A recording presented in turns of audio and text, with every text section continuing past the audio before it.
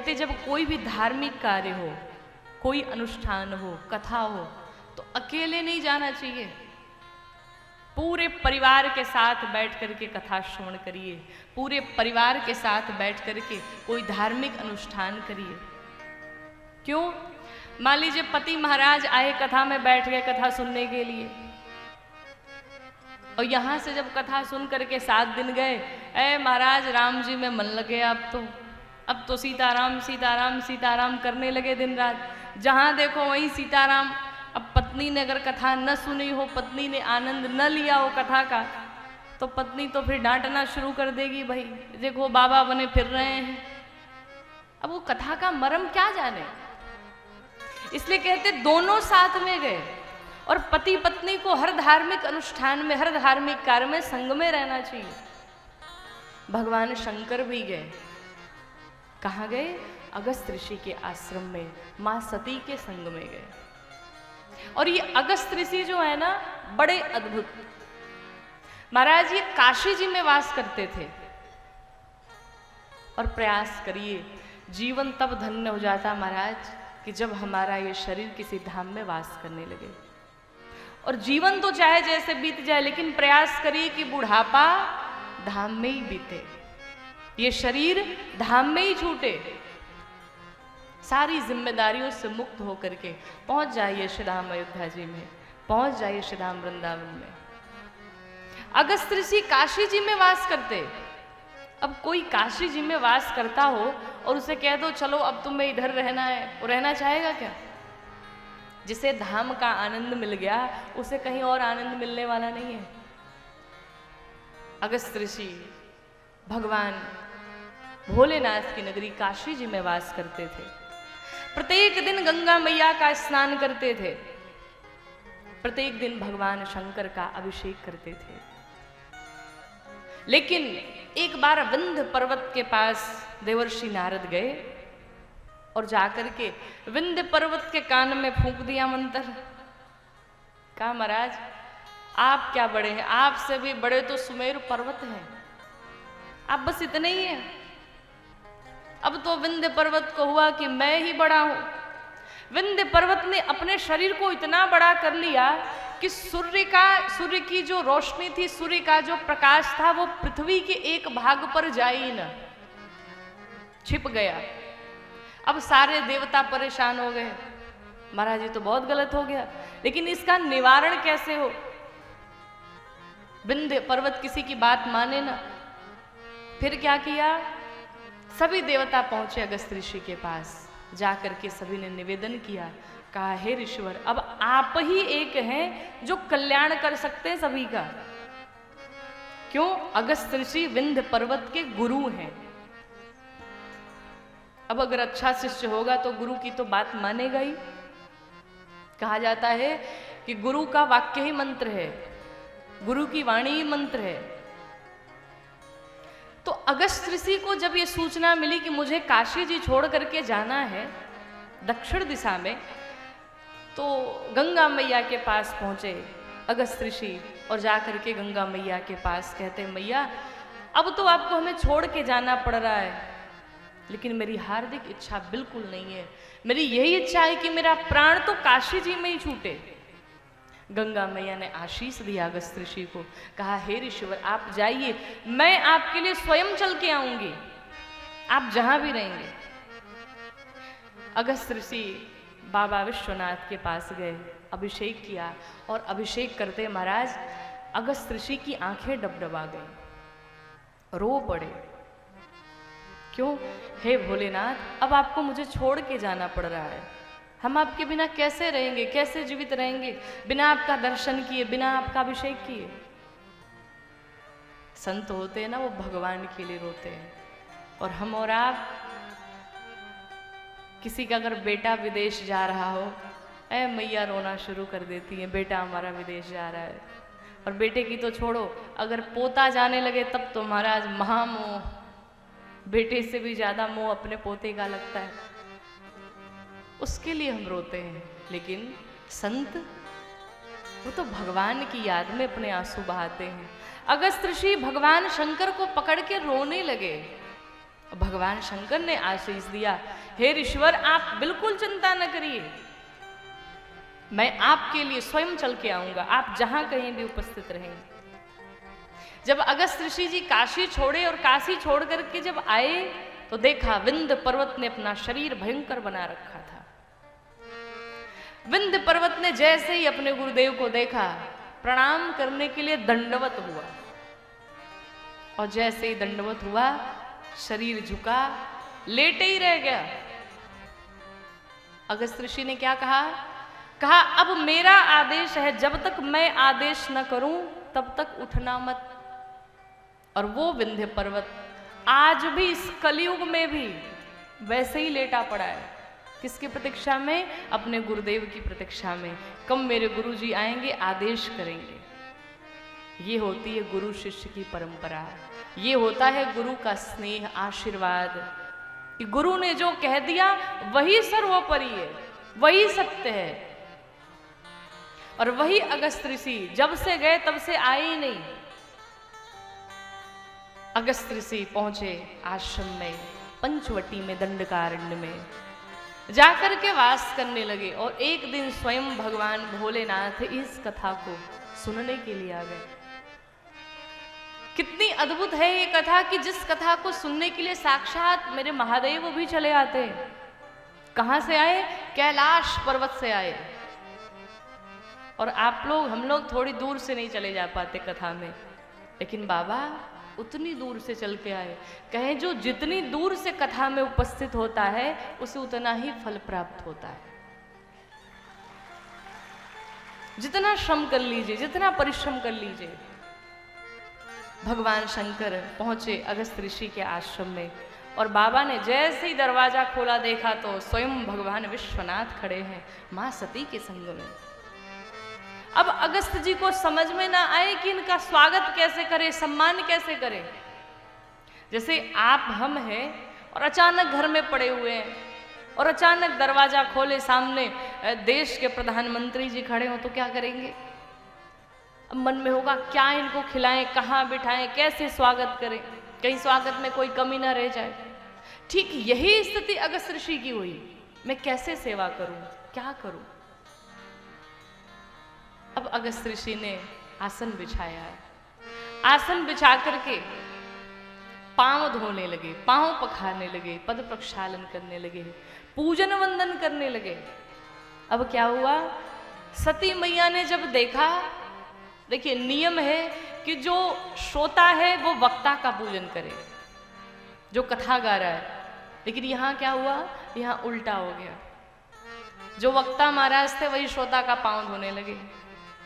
सती मैया ने देखा, कहा इनको ये भी नहीं पता है कि पूजा होनी किसकी चाहिए, और जब इन्हें यही नहीं पता तो ये कथा क्या सुनाएंगे। कथा में संदेह कर लिया महाराज, और परिणाम क्या हुआ? 9 दिनों तक कथा में मैया बैठी रही, 9 दिनों तक। लेकिन मैया ने कथा का कभी नहीं जाना। ये जरूरी क्या कि जितने लोग यहां बैठे हैं सब कथा ही सुन रहे होंगे? जरूरी है? कोई जरूरी नहीं है।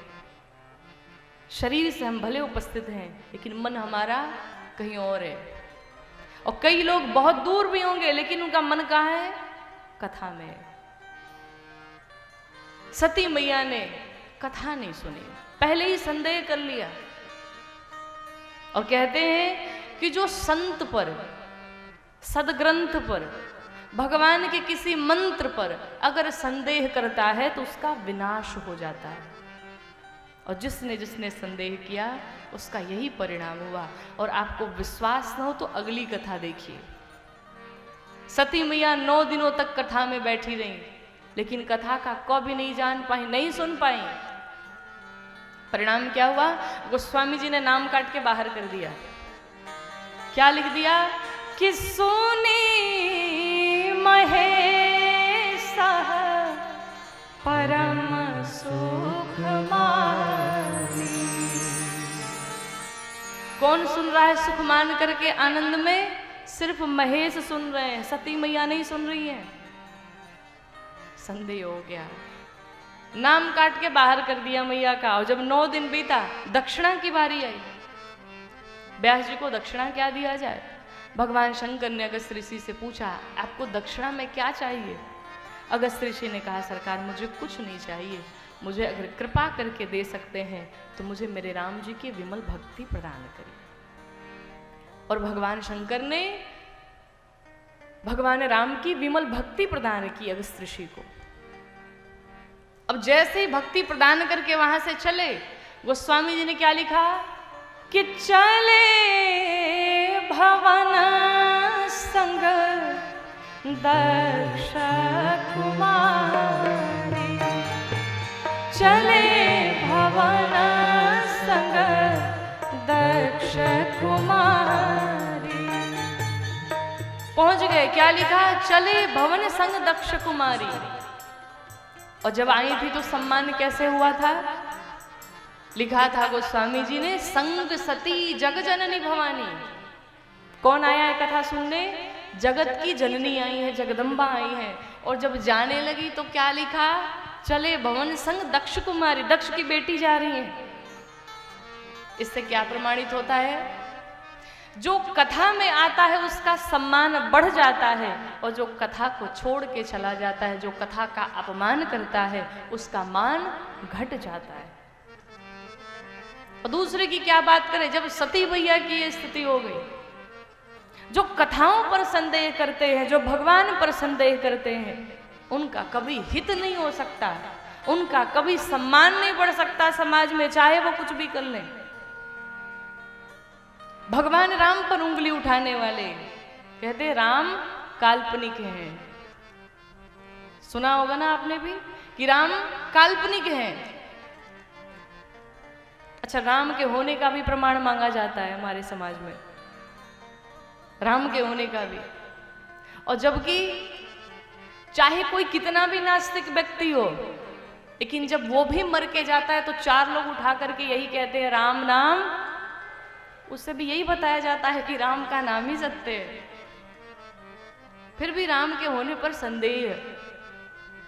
अरे उन लोग को ध्यान देना चाहिए, सोचना चाहिए कि नासा ने भी ये प्रमाणित कर दिया कि आज भी समुद्र में वो सेतु है। राम के होने का कितना प्रमाण चाहिए। और ये वही लोग करते हैं जो कथा नहीं सुने होते हैं।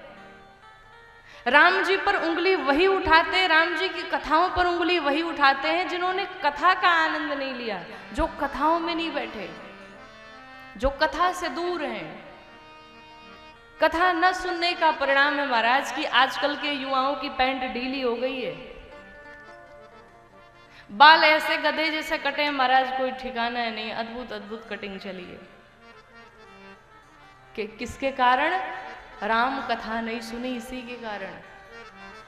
राम सिर्फ एक धर्म जाति के लिए नहीं है, राम सिर्फ सनातन के लिए नहीं है, राम तो समस्त विश्व के लिए, राम समस्त मानवता के लिए जरूरी है, राम पूरी संसार के लिए, पूरे विश्व के लिए जरूरी है। राम जी हमें सिखाते हैं how to respect yourself also, how to respect your society, how to respect your culture, how to respect your parents। हमें राम जी से सीखने को मिलता है। राम जी सिखाते हैं कि माता पिता का सम्मान कैसे होना चाहिए, राम जी सिखाते कि मित्र कैसा होना चाहिए, राम जी सिखाते कि भाई कैसा होना चाहिए, राम जी सिखाते कि राजा कैसा होना चाहिए, राम जी सिखाते कि मित्र कैसा होना चाहिए। ये राम जी से हमें सीख मिलती है। और महाराज हम अपने धर्म की बात नहीं कर रहे, हम दूसरे भी धर्म की बात कर रहे हैं। किसी भी माँ से पूछो तुम्हें बेटा कैसा चाहिए तो वो तुरंत कहती है हमें राम जैसा बेटा चाहिए। पूछो तुम्हें पति कैसा चाहिए, हमें राम जैसा पति चाहिए। सब कुछ राम जैसा चाहिए, फिर भी राम पर संदेह। पता है राम कौन है? राम जी का थोड़ा सा परिचय आपके मध्य में रखूं कि निर्गुण राम है, सगुण राम है। निर्गुण राम है, सगुण राम है, राम तत्व अविनाशी है। निर्गुण राम है, सगुण राम है, राम तत्व अविनाशी है। दशरथ नंदन मुनि उरचंदन। दशरथ नंदन मुनि उरचंदन घट घट के वे वासी हैं। दशरथ नंदन मुनि उरचंदन घट घट के वे वासी हैं। परशुराम के गर्व के हंता, भगवान राम परशुराम के गर्व के हंता भारत भूमि निवासी हैं। परशुराम के गर्व के हंता भारत भूमि निवासी हैं। जय श्री राम जोर से बोलो गौरी उनकी दासी। थोड़ा सा परिचय और ध्यान से सुनिएगा कि कण में जो ब्रह्म विराजे, भगवान कण में विराजमान है। हरि व्यापक सर्वत्र समाना, प्रेम ते प्रकट हो ही मैं जाना। कण में जो ब्रह्म विराजे वही सगुण साकार राम है। कण में जो ब्रह्म विराजे वही सगुण साकार राम है। दंडक वन हुरका हुंकार राम जी, दंडक वन हुंकार राम जी, लंका गढ़ ललकार राम है। जिन्होंने लंका में भी जाकर के डंका बजा दिया, वो है मेरे राम, वो है मेरे राम जी का परिचय। दंडकवन हुंकार राम जी, लंका गढ़ ललकार राम है। मर्यादा की रेखा जब जब, मर्यादा की रेखा जब जब लांघेगा रावण कोई, मर्यादा की रेखा जब जब लांघेगा रावण कोई, अत्याचार के अनाचार के, अत्याचार के अनाचार के काल पुरुष संहार राम है, वही मेरे राम है। जब जब मर्यादा की रेखा किसी रावण ने लांघी, तब तब भगवान का अवतार हुआ और अपने भक्तों की भगवान ने रक्षा की, वही मेरे राम है। और उसी राम पर आज पूरी दुनिया टिकी हुई है। और इतना के बाद भी न समझ में आए तो महाराज चले जाओ लंका, यहां रहने के फिर आवश्यकता नहीं है। ये राम कथा न सुनने का परिणाम है। हम अपने संस्कारों से दूर होते जा रहे हैं। मां सती ने भी कथा नहीं सुनी, परिणाम क्या हुआ? गोस्वामी जी ने नाम काट के बाहर कर दिया।